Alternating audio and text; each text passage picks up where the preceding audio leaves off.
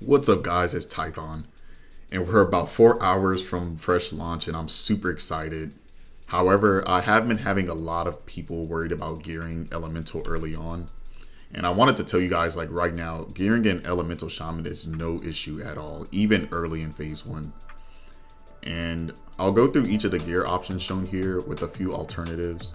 But the main thing with gearing a Shaman is that we have access to leather and mail armor. Okay, starting off, we have Helm of Latent Power. This is a great item. It's mail, great stats, spell crit, and it's a shaman quest I believe you get once you hit 60. And I think it's it's where Rattlegore is, I believe. You have to set an item, Dark Reaver's Menace. I don't remember having too many issues with this, but at some point they changed this quest, I believe in phase 5, to a different item reward, and the quest just felt 10 times harder. So I'm not sure how it's going to roll this time around, but it shouldn't be an issue. And so aim for this as soon as you hit 60. And if you can't get this, Helm of the New Moon is also very good. And it's just a drop, but it's leather. You don't get spell crit, but it's still great stats and it actually gives more damage and healing. For the neck piece, this is a great neck to get, mainly because it has damage and healing. We get hit from our talents in the resto tree. So this is going to be like a Warlock Pryode.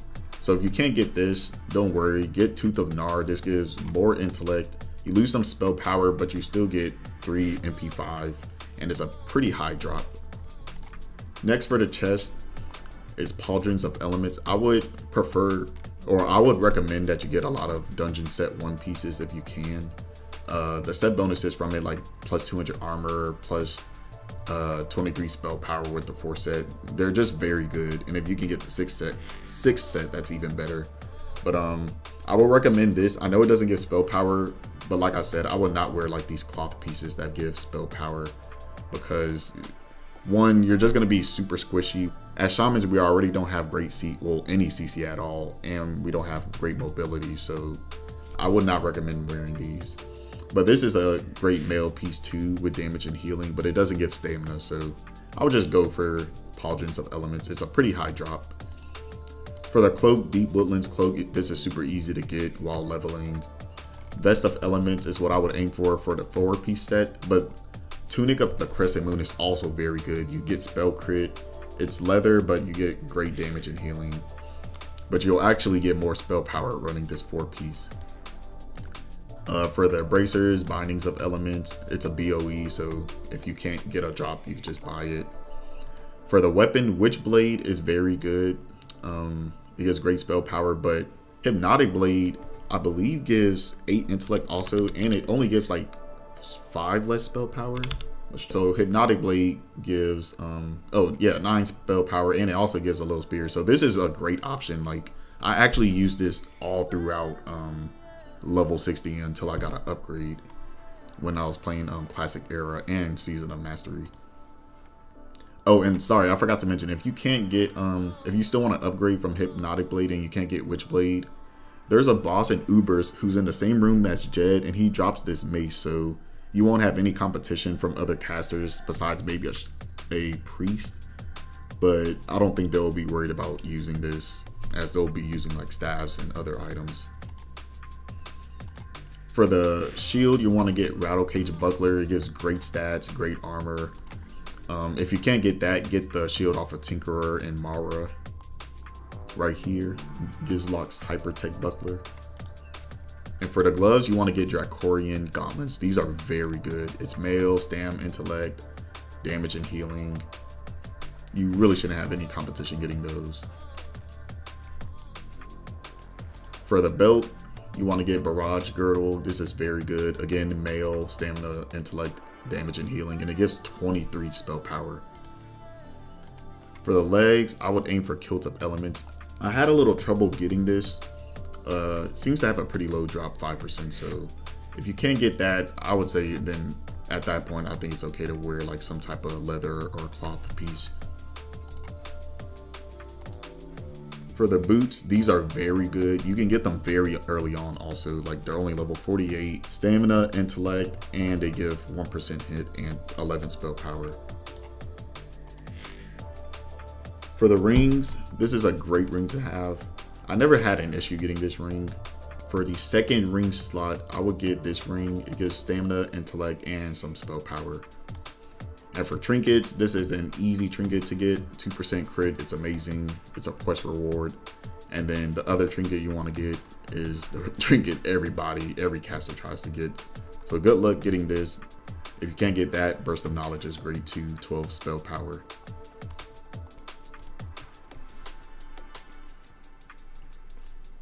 Alright, so with this set, you get about 170 spell power with no enchants, no spell power enchants for that, which is insane in phase 1. Your health is going to be pretty low, so I would recommend getting some stamina enchants on the bracers, shield, chest, and boots. I know most people go for minor speed, but at least early on, I would recommend stamina on the boots. I'll show you guys some clips just for context. So in all these clips, I probably only had like 60 to like 100 spell power. I don't even think I had 100 spell power. My gear was so ass, and it was nowhere near this gear that I'm showing you guys now. And I was PvPing on a phase 6, fully progressed phase 6 server, so everybody was in like BWL, AQ40, Nax gear, etc. And all the gear I've shown here is fairly easy to achieve in my opinion.